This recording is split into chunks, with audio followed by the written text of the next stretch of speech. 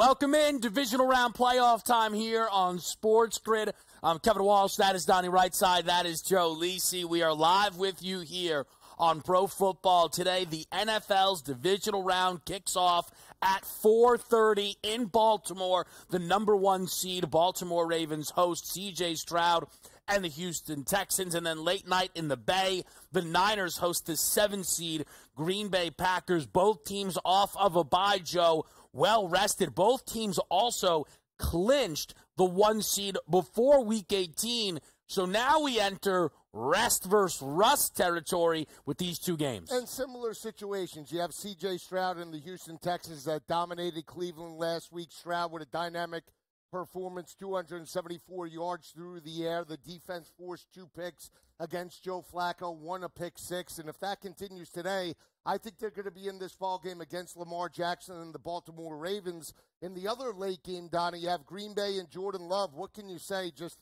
dynamic. They jump out to a 27-0 first-half lead against Dallas, close that out in dominating fashion. This is one of the better offenses now that is hitting on all cylinders in the NFC. So if San Francisco doesn't bring their A game, this could be a battle later tonight. I can't wait to watch it play out because you have 2 really good games and intriguing games. Now, some might say, well, Donnie, how intriguing can they be with one spread at 9.5, the other one at 10? Let me tell you something here. The 2 best teams in football are going to hit the field today. Obviously, that's the 49ers and that's the Baltimore Ravens. But also keep in mind, the teams that they're playing today, gentlemen, shot out of a cannon last week, particularly on offense. This makes it so intriguing to handicap because it's not just about picking the winner and moving on. Where can you find those angles to play here? Is C.J. Stroud going to be sensational on the road in cold conditions when he used to playing in a dome here? And how about the game now in Santa Clara? We might be looking at some rain throughout that forecast. And as you know, these weather conditions typically can bring the underdogs into play. Great day of football set up for us. No doubt about it. Our radio audience is here on SportsGrid across the network, including SiriusXM,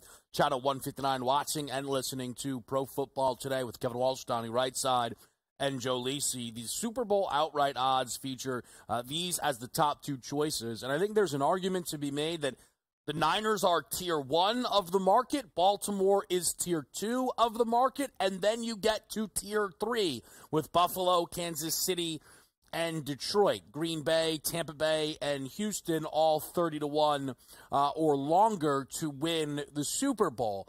And for the dogs, if you are the Packers, if you are the Texans, this season is already an accomplishment, a triumph. What Houston did here, look, for all of my please give me credit for picking them to win the division, I'm not telling you that I thought they would be rolling into the divisional round feeling as dangerous as they do. What they've done this year is incredible. And the Packers ended up finding out that Jordan Love is, at this moment, undeniably, definitively better than Aaron Rodgers. I'm not talking about all time. If I asked you which quarterback you'd rather have, what they're getting out of number 10 in Green Bay is absolutely fantastic. But a win this weekend, a win today, well, then why not? I mean, all bets are off. You could then very well win the Super Bowl. While it would feel miraculous, a win today gets you 1 game away from the big game, Joe. The question is, which of the dogs early here are you trusting more? I think I'm trusting both of these dogs, and it is because of their quarterbacks, Jordan Love and C.J. Stroud. They're both playing like veteran quarterbacks. C.J. Stroud, a rookie, but stepped up in big ball games at Ohio State. Most recently, in terms of the college football playoff against Georgia, went toe-to-toe with the best team in the nation, put his team in a position to win that ball game. They lose on a last-second field goal miss. But, you know, he's battle-tested. At this point in the season, C.J. Stroud is not a rookie. And it's more importantly the defense as well for both teams, Houston and Green Bay, because they're forcing turnovers. They're opportunistic. They're making adjustments as it relates to second-half adjustments. And that's why I think they'll both be in this ball game a little bit later today. Which team ultimately maybe pulls off the upset, that remains to be seen, but it wouldn't shock me if both of them do. And it comes down to the quarterback position, and it comes down to both head coaches, Matt LaFleur and DeMeco Ryans, ultimate game planners. We saw that last week. I like both dogs, guys, today. By the way, the term house money doesn't apply to either one of these underdogs coming into it because they're playing really good football. They didn't back their way into the playoffs. And quite frankly, if we're taking a look at those sides, those quarterbacks are extremely hot. Now, as I bring up the quarterbacks, flip it over to the teams that are favored today. You want to talk about pressure? Is there pressure on C.J. Stroud? Not necessarily. He's like, you know what? I'm a rookie. I'm going to go in here. I'm going to see what I can do. Same thing with Jordan Love. But you want to talk about Brock Purdy. They lose today? Told you. System quarterback, 7th-round pick, last guy drafted here, not going to be able to get it done. We told you that all year long, even though he played so well this season. Now flip it over to Lamar Jackson, right? 2-time MVP, which he will be when it's all said and done. He loses this game today, it's going to be a referendum for a week saying, see that? Lamar Jackson, he can only run the football. I'm looking for big performances out of the number 1 quarterbacks here on the number 1 seeds. Now, is it true that if the Ravens lose today, they're going to take the MVP away from Lamar and find a deserving quarterback actually to get that award too? I mean, what's the story there? Lamar is also the current favorite to win Super Bowl MVP. We'll talk about that market a little bit later on here in this show. But again, a 9.5-point line in favor of the Ravens. Total now sitting at 43.5. Niners up to a 10. That total 50.5. We will dive into these games individually, and I don't want to spoil any of that because today we will also be talking about some head coaching. And so far, the only decision that has now been made since we last talked to you was Antonio Pierce has become the Raiders head coach. But the other decision that was made came from Dallas to keep Mike McCarthy. And that has been really difficult to understand. Again, one of the reasons why, and we'll talk about Sirianni a little bit later, I think his job is in such danger is the caliber of coach that is out there and available. That times a million, though, when you talk about the Dallas Cowboys. Look, Mike McCarthy has had a lot of success in Dallas regular season-wise, consistently in the playoffs. But Harbaugh, Vrabel, Belichick, you want to go the young coordinator route, Ben Johnson, Bobby Slowick, are all out there and available. Stunning to me that Dallas has already determined they'll be keeping Mike McCarthy. Yes and no, because you just mentioned in regards to those veteran head coaches, Vrabel, Belichick, and Harbaugh, they're going to want complete control, and that's something that I believe that Jerry Jones would never give up until he's no longer owner in Dallas. Ben Johnson, yes, great, maybe offensive fit, but with a new head coach, there comes growing pains. So maybe now Jerry just realized, it's by default. I'll give McCarthy one more year. Dak said that he's accountable as well. If it doesn't pan out next year, then he's probably out the door. More likely earlier rather than later, right? This team starts, and Mike McCarthy's the head coach, and all of a sudden we're in September, and they're 2-3 overall. Mike McCarthy most likely will be fired in Big D earlier. So that's the situation right now. It wasn't that much of a shocker when you look at the head coaches in terms of giving up control. So we'll see how it plays out, Don. How about the earlier one, too, that we don't talk about as much now? Chicago, Matt Eberflus also getting the nod to come back here. And Kevin is right. If you're going to make a change, who are we going to? An unknown coordinator? There are big names that are still out there on the market, and teams are deciding to say, you know what? I like what we have in-house better right now. There's going to be a lot of interesting decisions that still need to be made. The Atlanta Falcons interviewing every big-name candidate, but again, we will get there. Up next, Ravens, Texans. Is Lamar in trouble? We'll break it down next.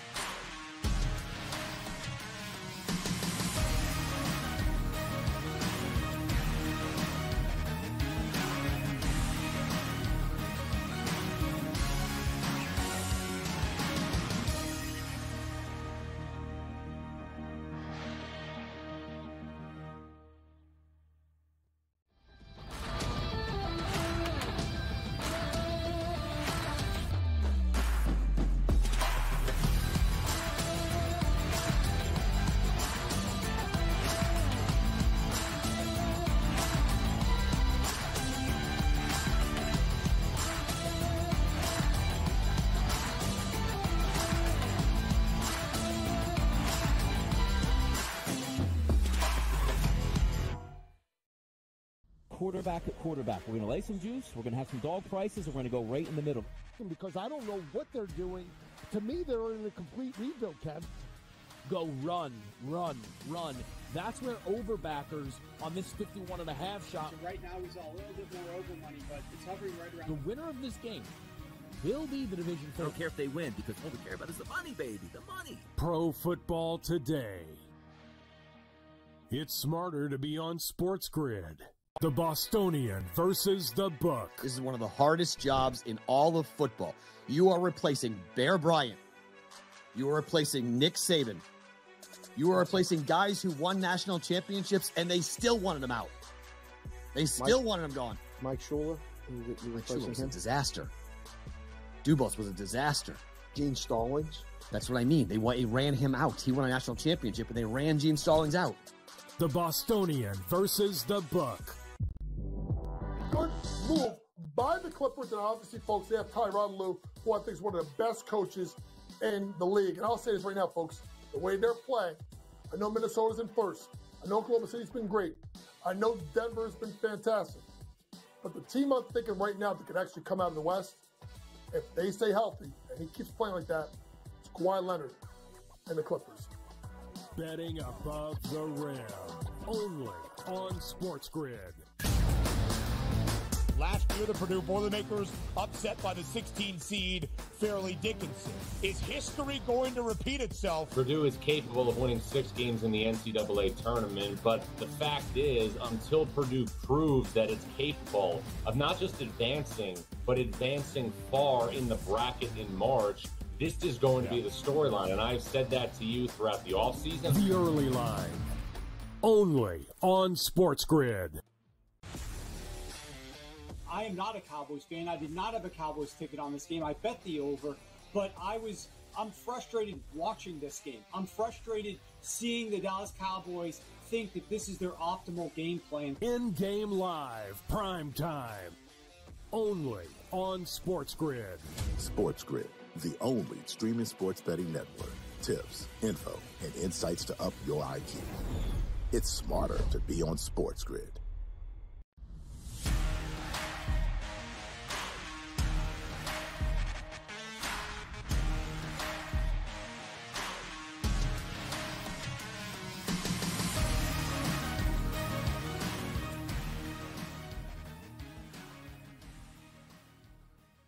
We begin in the AFC. Today's slate kicks off at 4:30 in Baltimore, where the Ravens host the Texans as a 9.5-point favorite. The total for this game is 43.5.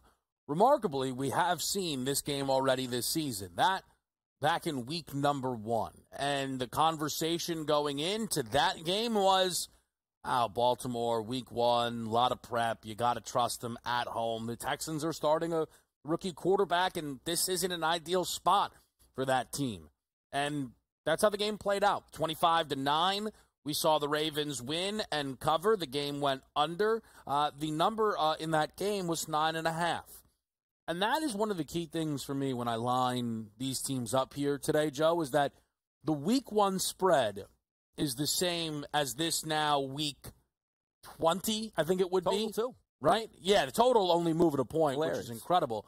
But the Texans week 1 and what everybody thought of them, right? Even the high man on the Texans, compared to now, I would think has moved a lot more. Maybe I'm off base here than what the Ravens have accomplished from week 1 to now. I'm not saying the Ravens have not raised in profile, but I don't think more than the Texans have. And I use that as a starting point to suggest that this 9.5 does feel too high between Baltimore and Houston. I agree. And again, you talk about the second, half adjustments in terms of D'Amico Ryans. Looking in terms of the first meeting against Cleveland, they lose 36-22.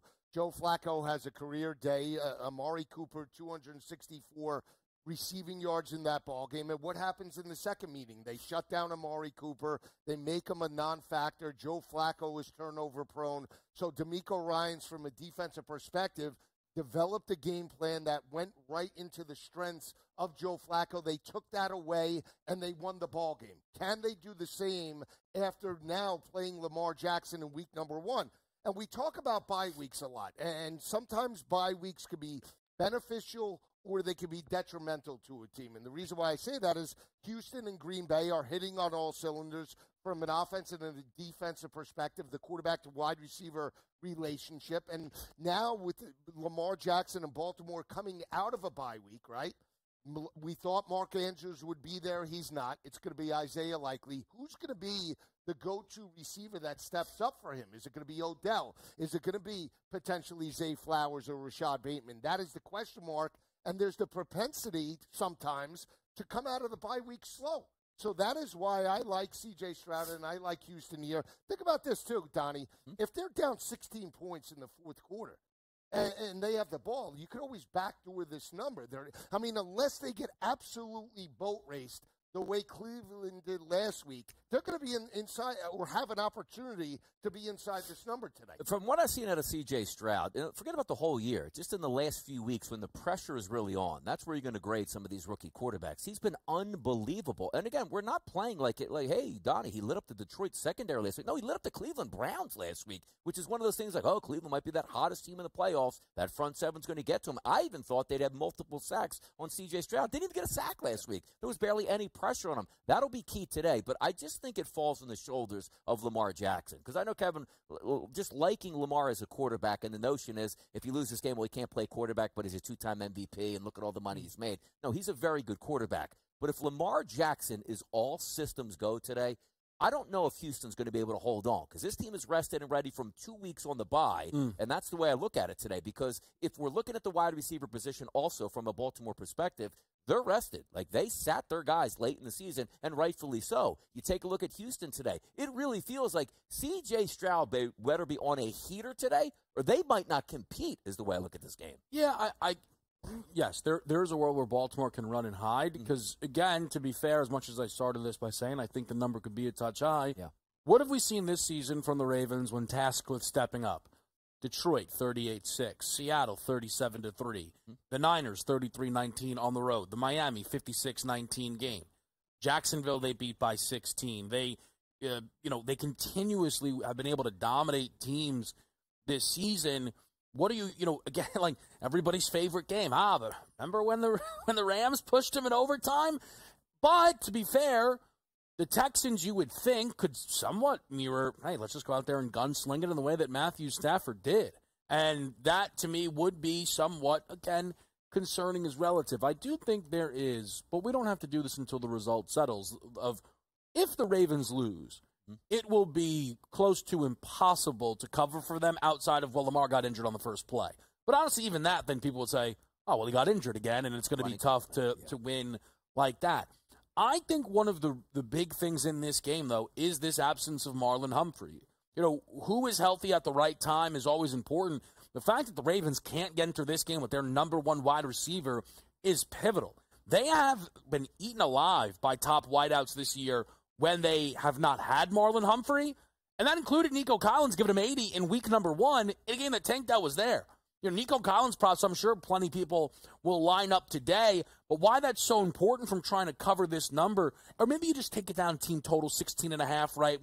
That number is very low, but the fact that young rookie quarterback on the road in the playoffs, okay, well, is my safety net going to be open? Nico Collins is probably going to be open all day long. Yeah, I think he'll get his. His number's 80.5 today, but I'm looking at the secondary guys in terms of this matchup. Xavier Hutchinson has a very low number, 10.5. John Mechie with 22.5. Robert Woods as well. The safety blanket, Dalton Schultz in terms of the underneath coverage. Think about this, too. Baltimore's only given up 191 passing yards per game. They're going to take away your best option. That is Nico Collins. Look for the checkdowns early to open up the big plays. And they're going to need a stitch, a little hint of a rushing attack today. That goes into the strength of the Baltimore front seven as well. They're only giving up around 108 rushing yards per game. Houston only averaging around 95 with Singletary. Do they throw to open up the run? I think short throws early on to get Stroud into a rhythm. Then you take your shots a little bit later. If they start coming out and taking deep shots, they go 3 and out and then give the ball back to Lamar in terms of a short field. That could be a recipe to not covering this ball game and losing it. I mean, the last 2 times we saw Lamar Jackson, right, the San Francisco 49ers game on the road, a team they were supposed to get pounded by on Christmas, they handled with ease. Then he comes back against Miami and barely even has an incomplete pass and basically solidifies himself as the MVP of the NFL. That's where I'm getting lost a little bit in this game because I'm trying to say to myself, okay, a rookie's going to go on the road outdoors in a cold atmosphere. Now, granted, C.J. Stroud didn't grow up as like Tua Tagovailoa in Hawaii. Like, he played at Ohio State. He's been through cold weather games, and he has a really strong arm. But it's one of those games where I see Lamar. Here's how Houston needs to win this game. Control the tempo in the first half, and that means Lamar Jackson struggles out of the chute. And I'm not talking about multiple interceptions, just like an open man here misses him, an open man there, gives you that little thought process like, you know what, we might be able to hang around. If this is one of those games, and I'm going to be honest, Baltimore takes the first drive down the field and punches in a touchdown, we're going to get an over and we're going to get a blowout in this game. That's the way I see it. So what I guess I would say is Baltimore goes down and, hey, we're going to get an over, I agree with. Yeah. But there's nothing that's happened in C.J. Stroud's career where I go, can he answer? But, Don, you want to vice versa this? Yeah. Texans' first play, they're going to – listen, I'll tell you this right now. Texans – double tight deep shot. They're going to take the ball first and they're going to throw the ball 75 yards down the field to Nico Collins. And if that thing hits, right? Like, because that – he doesn't have Mark Andrews, as you mentioned. And there are some worries about the turnovers, but I think one of the really interesting things is figuring out how good this Texans defense is. Because I know that Baltimore is great both sides of the ball, and I know that the Texans offense is great, 100%. The Texans secondary for most of this year has been atrocious, despite playing no good quarterbacks. They played Lamar week 1, and again, the Ravens just salted him away. The second best quarterback that they faced, from the efficiency standpoint there, we can kind of debate, but was maybe what Baker Mayfield offered them. Burrow at one point, I know that they played, but that was just such a weird season it's been for Cincinnati. Lawrence had an awful season here. Can Baltimore do whatever they want against the Texans? Again, some of that also helps us push towards potentially this over 43.5. Game 2, totals a touchdown higher, 50.5. Spread a 10. Can Green Bay shock the Niners? We'll break it down next.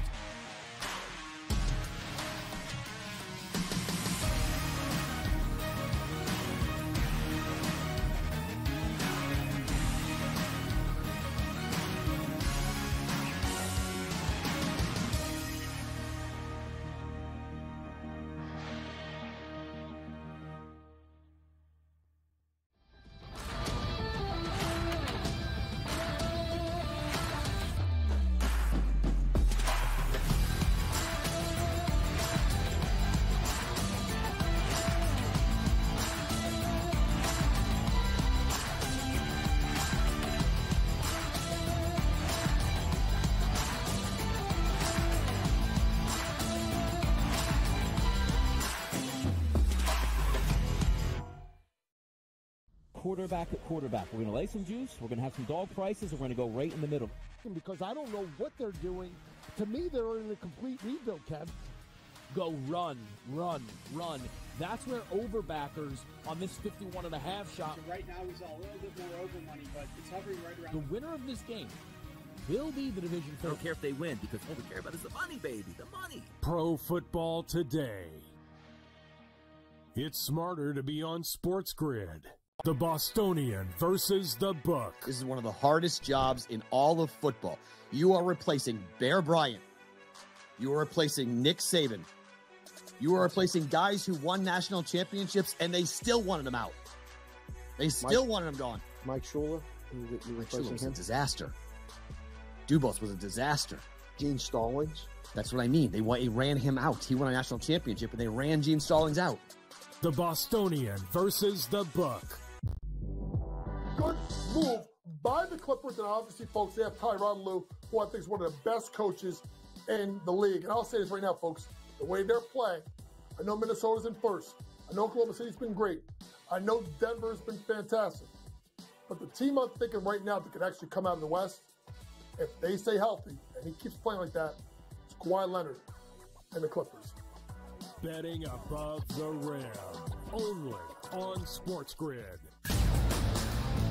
Last year, the Purdue Boilermakers upset by the 16 seed Fairleigh Dickinson. Is history going to repeat itself? Purdue is capable of winning 6 games in the NCAA tournament, but the fact is, until Purdue proves that it's capable of not just advancing, but advancing far in the bracket in March, this is going to be the storyline, and I've said that to you throughout the offseason. The early line, only on SportsGrid.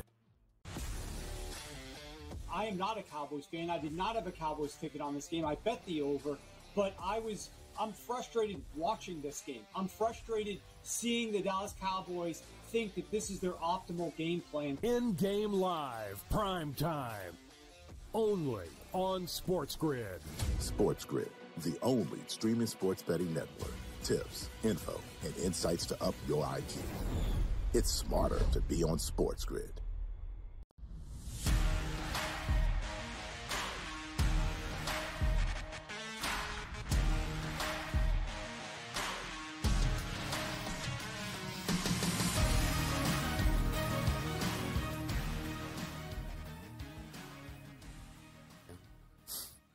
Back right here on SportsGrid, and one thing that I think a lot of people in the betting space believe is the idea of a public dog. I'll give a little shout-out here. Adam Rank of NFL Network does a nice job. Tweeted out the 10 picks that were made on today's Niners-Green Bay game.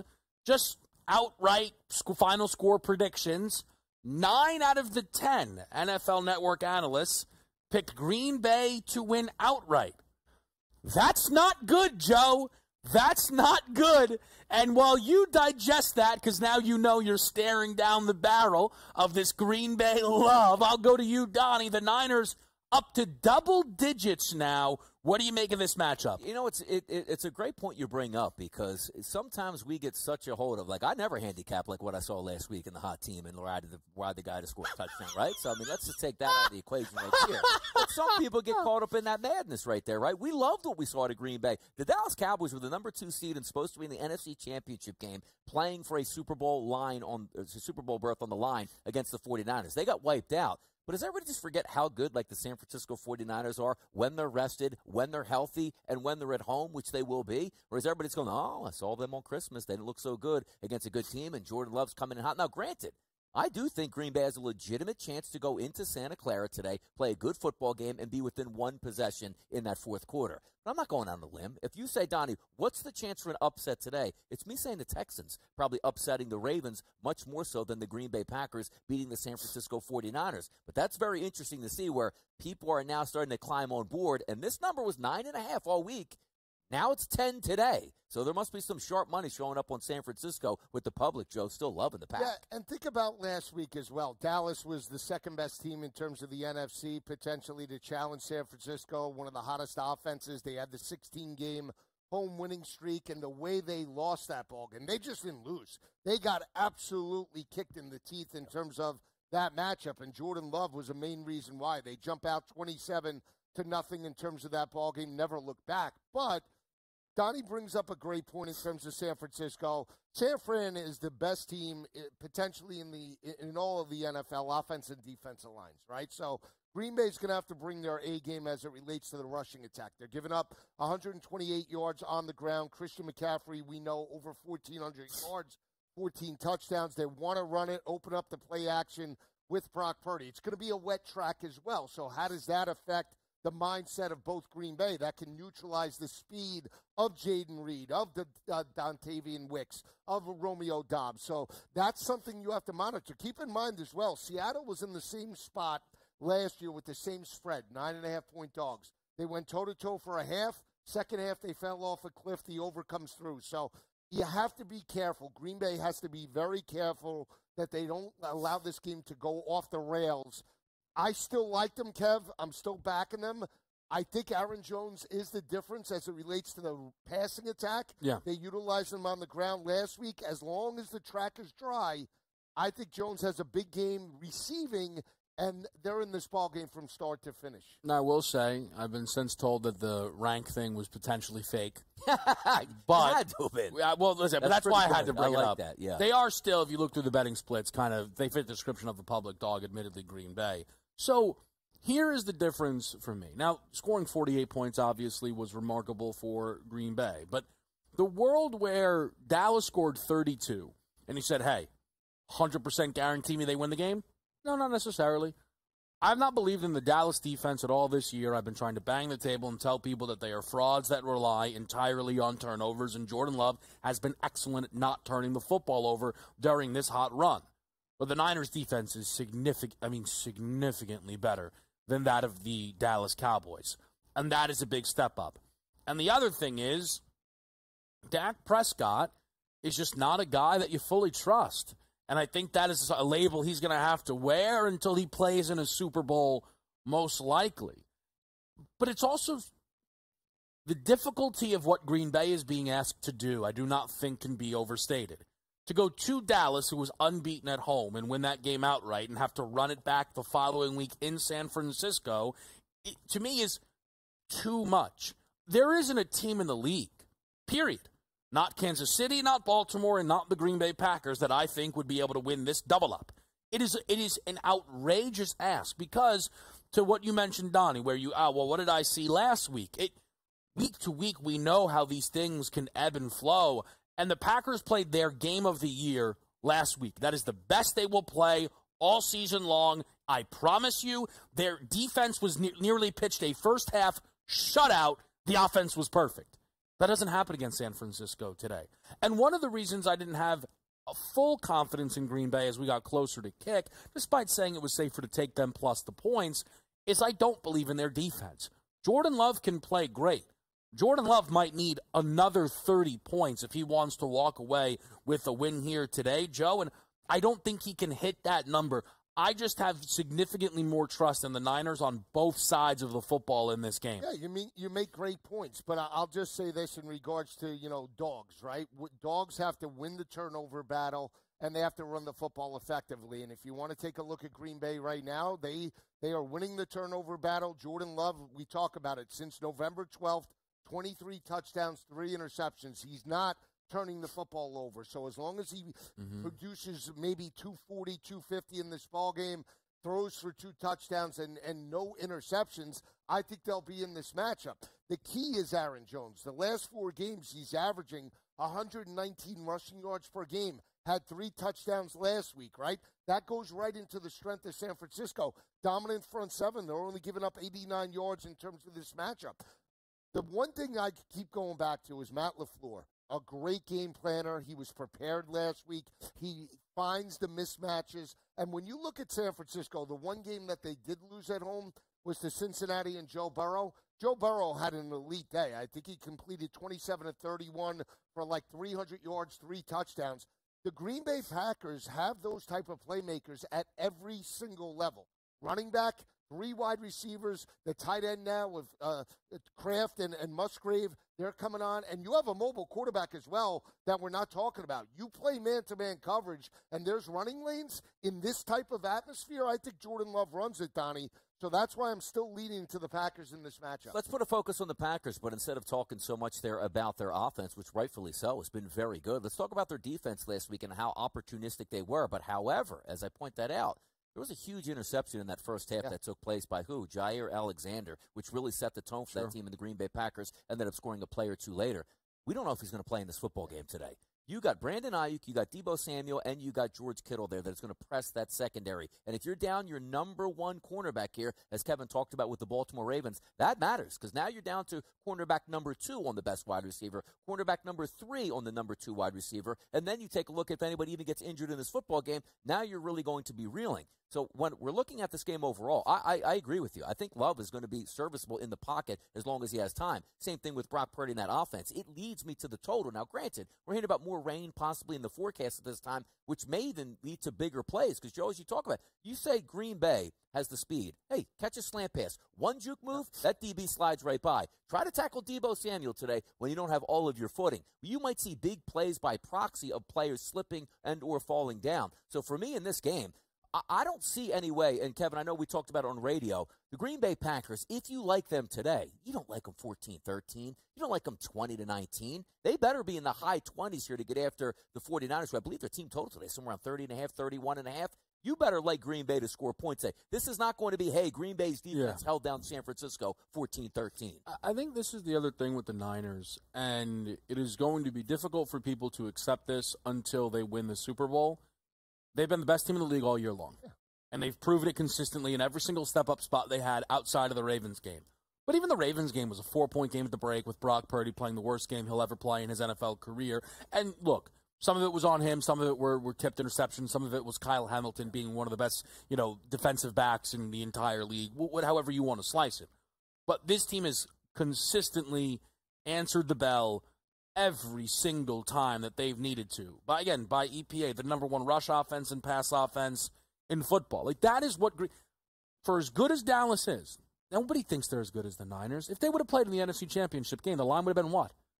6? I mean, that's so we are talking about a different caliber of football team that Green Bay goes into here today. And that's why the Packers are at 9. I think you could argue the Texans are being a bit disrespected at 9.5. I don't think the Packers are being. I think they were disrespected when they caught 7.5 on those initial opens to Dallas. this is what the Niners have been lying to teams all year long. I mean, that's just what these lines have looked like throughout. They laid, what, 5.5? Was it that game? 5 or so in that game against Baltimore? Yep, 5.5. So you kind of get an idea of just this is what these San Francisco lines look like, and they've largely been right throughout this year. Yeah, and think about the game that they lost to Baltimore. They lost the turnover battle. Basically, it was 5-0 with the turnover with Sam Darnold, but basically 4-0, right?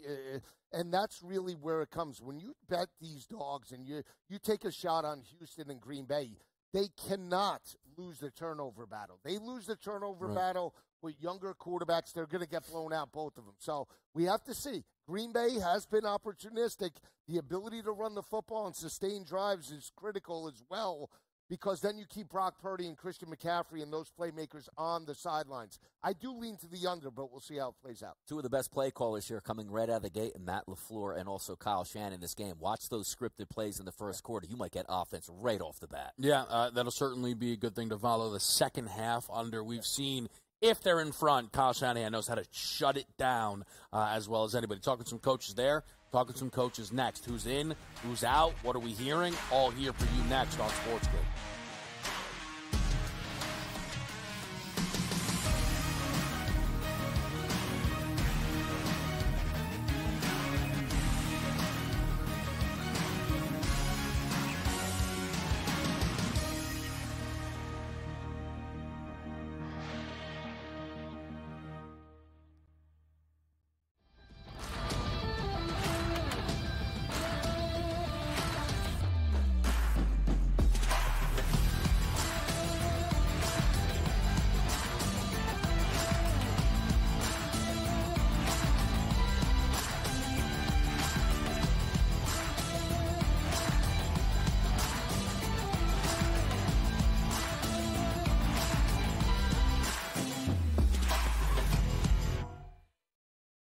Quarterback at quarterback. We're going to lay some juice. We're going to have some dog prices. And we're going to go right in the middle.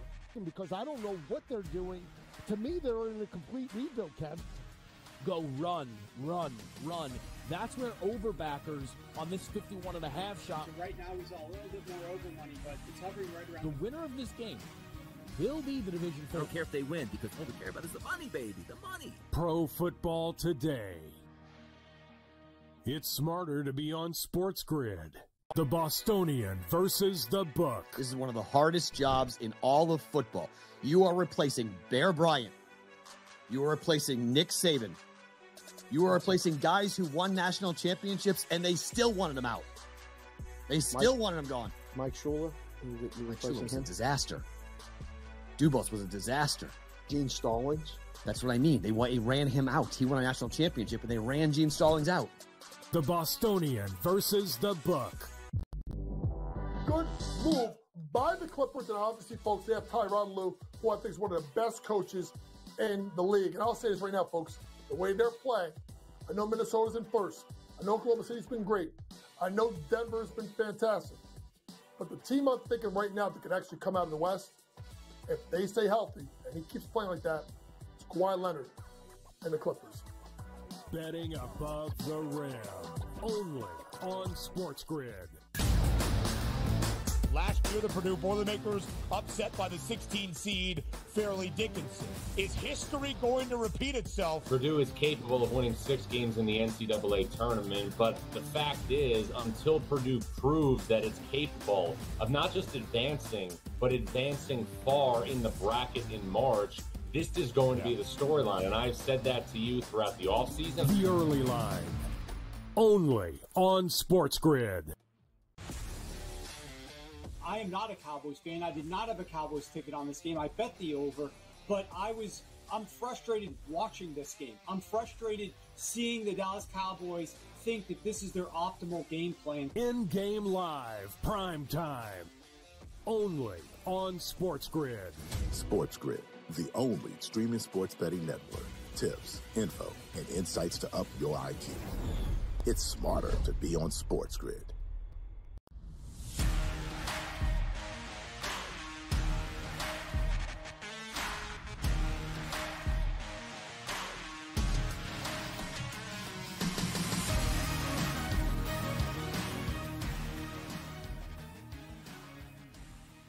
Coaching conversations. Who's in, who's out? We mentioned it off the top. Mike McCarthy in, going nowhere. And the conversation that has followed, I have not seen a single person. There was a side-by-side comparison of McCarthy and Mike Tomlin, which I thought was pretty good. Aside from that, the idea around McCarthy is he's the most lame duck coach we've ever seen. Dan Quinn, I do think, is going to be hired by Seattle. Pardon me. And now Mike McCarthy has to go out there, be in complete control of the offense, worrisome the defense could fall off of a cliff, and hope that this team can rebound after an absolutely gut-wrenching loss to the Green Bay Packers. And, oh, by the way, they play in the NFC East. History says they have a 0% chance to win the division next year. I think this was a mistake because, again, I thought the caliber of coach that was out there, winning pedigree, was worth the chance for Dallas to see if it would work, because they obviously still have a lot there roster-wise. Do you like this move to bring back McCarthy? No, I don't. Again, the team was not prepared, Kev. I mean, it's one thing to lose. They came out flat offensively and defensively. I said that Mike McCarthy looked like he had a bad play to Eel. He looked white in terms of that ball game. He looked like he was going to throw up because his team was just unbelievably flat in terms of that matchup. And again, the pressure coming on in terms of next season, I don't even think he gets a full season next year. I'm telling you, this team needs to start fast. Otherwise, the fan base is going to start saying, get him out of Dodge already.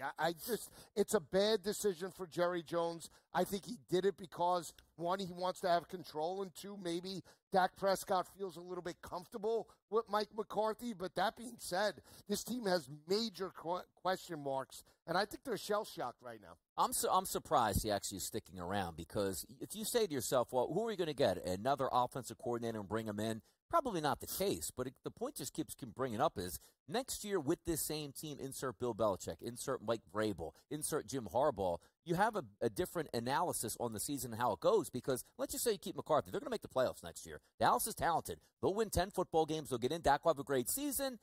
And then you get to the playoffs and they crash and say, oh, what happened here? It's just the mindset in the locker room wasn't correct for that football game, because you're trying to analyze the Cowboys and say, well, what did they do wrong? Well, Dak threw for like 400 yards. Yes, he was the issue, though. He was throwing turnovers early. It was clear the team didn't get ready to play. And even, it wasn't just like, hey, you know what? It was 3-0 at the break. Like, Dak's been bad, but we're right in it. Your defense was equally as bad in that game, which says it's a systemic issue inside the team, which sets the tone with the head coach alone. Next year, if I tell you right now, by the way, Harbaugh's that head coach, you know what? Let's see how they do. They'll probably start slow because they'll be getting used to the new head coaching form. But by the end of the season, you know they'll be playoff ready here at this point. It's about winning championships, not winning regular season championships or even the East here. I don't see why they kept him around, to be honest. And Jerry's not getting any younger either. He's not. So here's the interesting, and I know we're talking coaches, but to stick with Dallas for a moment, Dak Prescott. So for those that are not familiar with Dak's deal, he is going to be making a ton of money this 60, year. I think, right? Right. Well, his dead cap hit would be $61 million. Basically what he's making. But Dak is not under contract after this coming season. So Dallas has to decide, do they lose him for nothing, sign him, or trade him and eat a $60 million cap hit? I understand that eating a $60 million dead cap hit sounds very bad, but is it worse than locking yourself into $300 million of this guy that you don't believe can get it done? I wonder if it is almost that McCarthy and Dak are a package deal, and Jerry is saying this gets one more chance, and I don't care, I'll lose Dak for nothing. I'm Jerry Damn Jones, and I'll find a quarterback if that's what it takes. Because Dak Prescott, after the loss, said, if McCarthy's on the hot seat, I am too. Hey, guess what? You are, pal, okay? It's just a lot easier to get rid of McCarthy than it is to get rid of Dak Prescott. That is the only justification that I could possibly find, is that Jerry feels McCarthy plus Dak gets one more year, and if it doesn't work, I will figure it out next year. Both of these guys will be gone. Right, from an offensive perspective. But what do you do in terms of the defensive challenges that they have? How do they address the draft knowing that you potentially have a lame duck coach? Like, this defense got ripped. I mean, they were down 27-0. There were guys wide open. I mean, Musgrave was wide open. Guys not even covering, like not even prepared. And if Dan Quinn does take another job. Now you have another question mark. It's potentially another scheme. There's the opportunity to start next year very slow from a defensive perspective. And we know that Micah Parsons loves Dan Quinn. So what does that mean in terms of his game? He gets mentioned in Defensive Player of the Year every time. Where was he? Non-existent last week. Not a game changer. So there's so many question marks on the defensive side of the ball that, to me, Dak and McCarthy could be there, but that's not going to fix anything on the other side of the football, guys. It does feel like, though, this could be one last ride. You say, well, hold on. Like, Dak's young in quarterback age for the NFL. Micah Parsons is really good. CeeDee Lamb, you have the core of a football team that can be there for a long time. But we have to include a salary cap. What's Dak's next contract going to be? Oh, he's going to take a discount? Oh, you know what? I made 60. Let me go down to 35. Nope, right. He's going to want 70. And how about CeeDee Lamb? Maybe the best wide receiver in football. You can make an argument for him. What's he going to give him, a hometown discount? Nope. And then how about this? Pass rushers ringing the bell like Bosa? You know who's going to do that next year? It's Micah Parsons. How do you afford all of those guys? So I do think it's one of those things, say, you know what? Let's go one more year with this. If it doesn't work, head coach is gone. We got to make a decision on Dak. Do we want to tag Micah Parsons, and can we afford CeeDee Lamb and still have the rest of a football team? But some of that sounds, you know what fixes that? A rookie quarterback contract. You know, could Dallas be willing to draft one in the draft? It won't be bad enough. You could pencil. I'm talking about this year.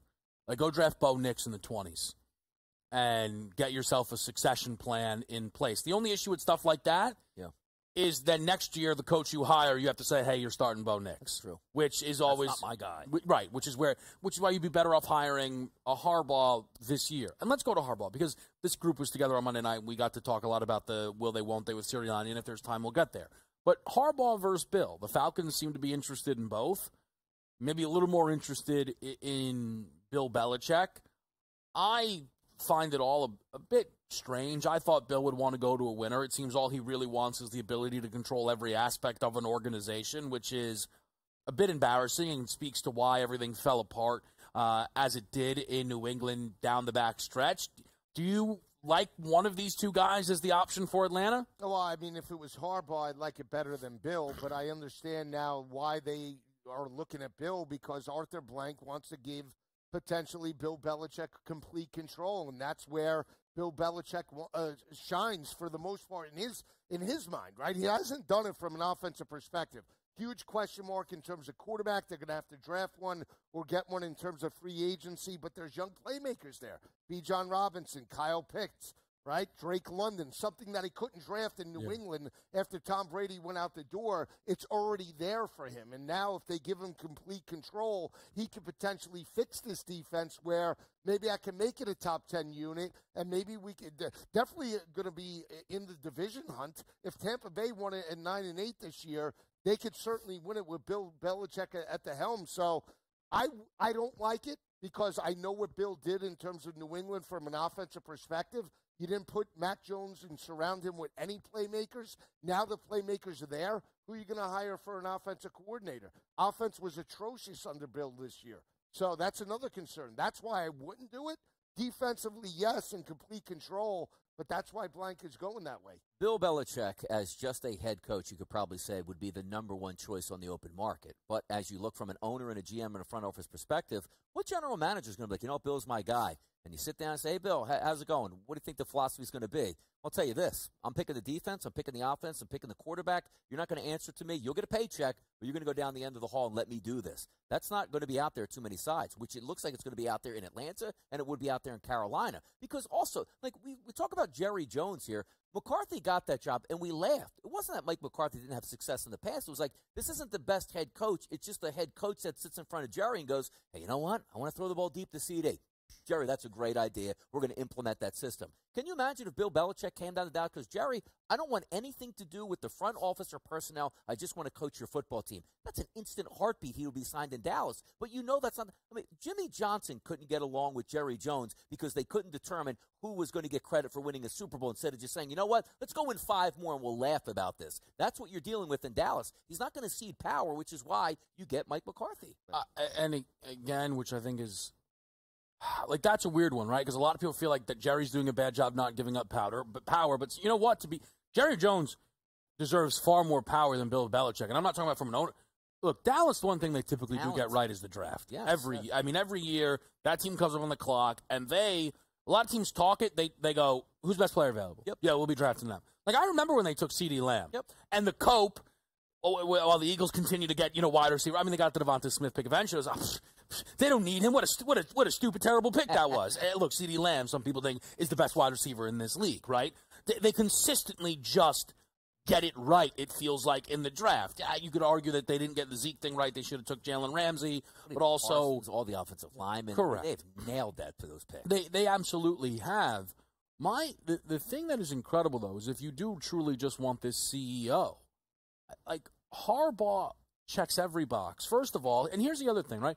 Who is Bill going to hire as offensive coordinator? I mean, Josh McDaniels has to be minus 5,000, like to come in as the OC. And I know he's had success as OC, but I mean, Harbaugh feels like he could go anywhere he wants, right? He has ties to the NFL. He could just grab the Michigan crew if need be. But I also think what Harbaugh did in San Francisco is probably something that I don't know if everybody really.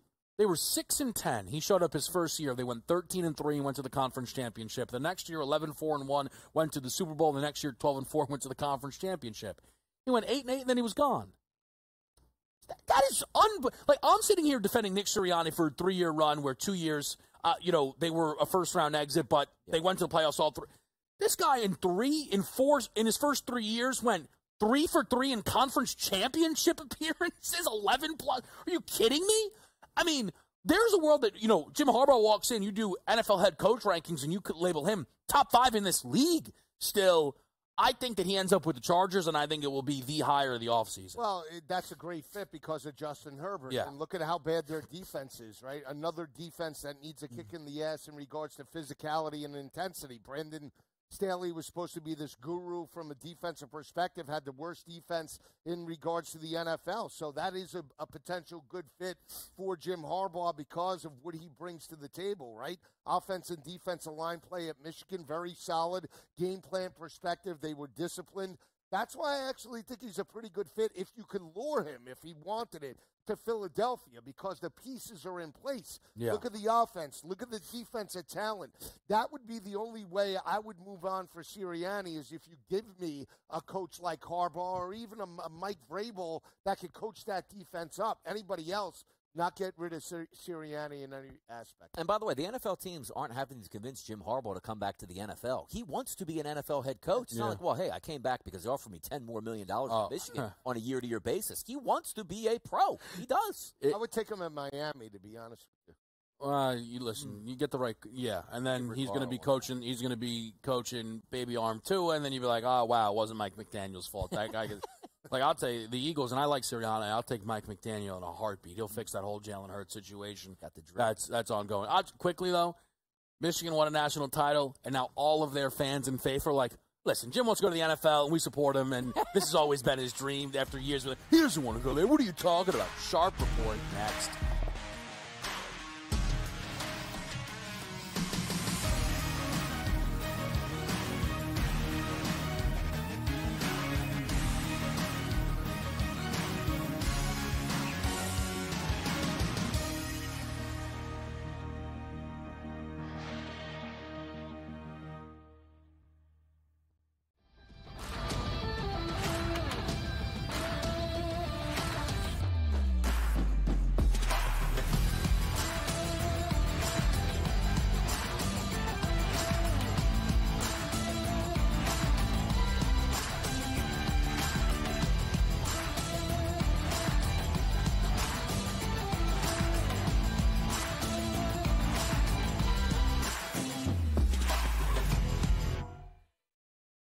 Quarterback at quarterback. We're going to lay some juice. We're going to have some dog prices. We're going to go right in the middle.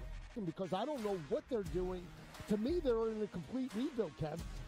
Go run, run, run. That's where overbackers on this 51.5 shot. Right now, he's a little bit more over money, but it's hovering right around. The winner of this game will be the division. I don't care if they win, because all we care about is the money, baby, the money. Pro Football Today.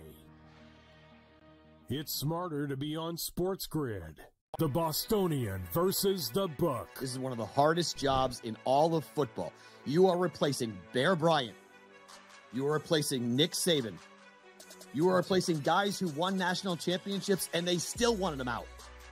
They still wanted him gone. Mike Schuler. Mike Schuler was a disaster. Dubos was a disaster. Gene Stallings. That's what I mean. They ran him out. He won a national championship, and they ran Gene Stallings out. The Bostonian versus the Book. Good move by the Clippers, and obviously, folks, they have Tyronn Lue, who I think is one of the best coaches in the league. And I'll say this right now, folks, the way they're playing, I know Minnesota's in first. I know Oklahoma City's been great. I know Denver's been fantastic. But the team I'm thinking right now that could actually come out of the West, if they stay healthy, and he keeps playing like that, it's Kawhi Leonard and the Clippers. Betting above the rim, only on SportsGrid. Last year, the Purdue Boilermakers upset by the 16 seed Fairleigh Dickinson. Is history going to repeat itself? Purdue is capable of winning 6 games in the NCAA tournament, but the fact is, until Purdue proves that it's capable of not just advancing, but advancing far in the bracket in March, this is going to be the storyline, and I've said that to you throughout the offseason. The early line, only on SportsGrid. I am not a Cowboys fan. I did not have a Cowboys ticket on this game. I bet the over, but I'm frustrated watching this game. I'm frustrated seeing the Dallas Cowboys think that this is their optimal game plan. In-game live, prime time, only on SportsGrid. SportsGrid, the only streaming sports betting network. Tips, info, and insights to up your IQ. It's smarter to be on SportsGrid.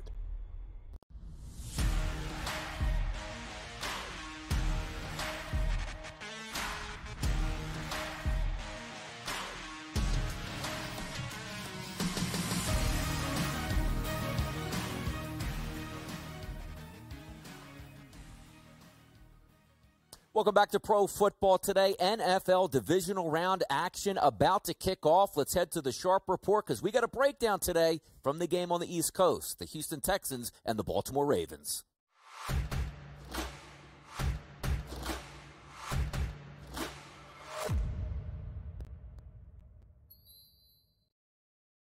Watching C.J. Stroud in last week's playoffs games was obviously amazing. The problem is they're going to be going on the road to Baltimore against a very tough pass defense. The first and foremost issue is going to be the potential for some wind. And the Houston Texans love to push the ball down the field on early downs in the first 3 quarters. In fact, they have the 3rd highest average depth of target on early downs in the first 3 quarters. And they like to throw the ball 15-plus yards at one of the top 7 highest rates of any team in the NFL. With those higher wins, that's going to be a predicament. The second element is the Ravens' defense is outstanding against these types of passes. Against passes thrown 15-plus yards down the field on early downs, the Ravens is number 1 in EPA per attempt, number 1 in yards per attempt, number 2 in completion rate, and number 3 in success rate.